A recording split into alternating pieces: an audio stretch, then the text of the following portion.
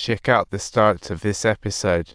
Grab your drink, because this is a mind-bending story. He waited for old Jin with a grin, and Sheng stole extra glances, like fate tonight.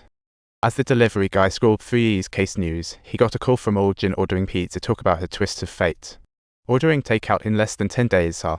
Lin casually remarked, totally dropping a bomb on old Jin's heart. Old Jin's heart raced like he'd been struck by lightning. He knew he had to evacuate the community ASAP. Adrenaline level, superhero.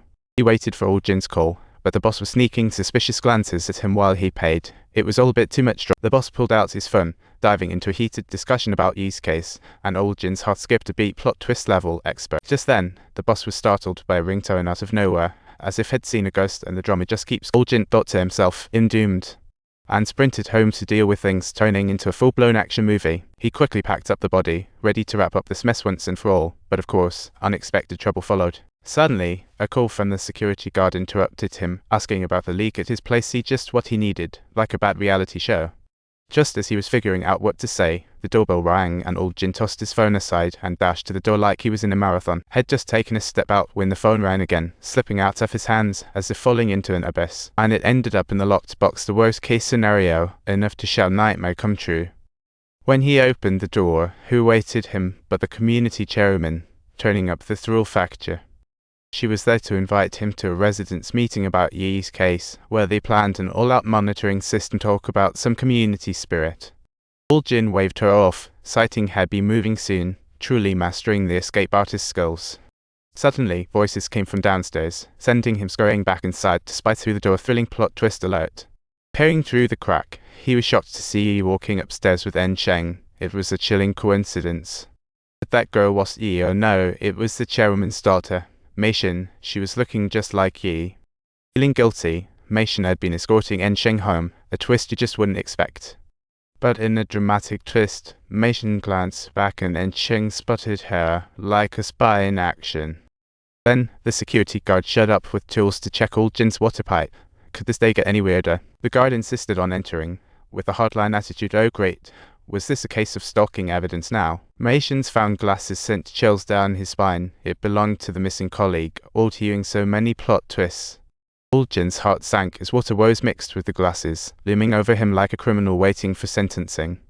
Eventually, the check found nothing wrong, and old Jin sighed in relief, finally deactivating the ticking time bomb in his chest. However, the guard mentioned checking the basement bathroom, sending panic waves through old Jin. This was a live grenade. The basement was filled with disinfectant and creepy suitcases, turning it into a horror scene.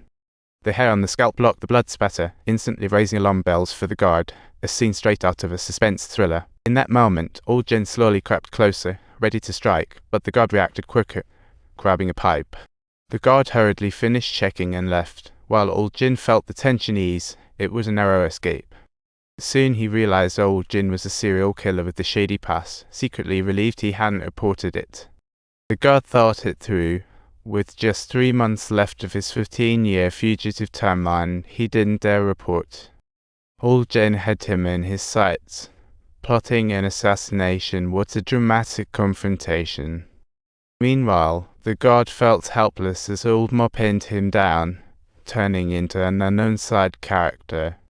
Old Jin sensed something off, unwilling to be subdued so easily. He had a fight in him.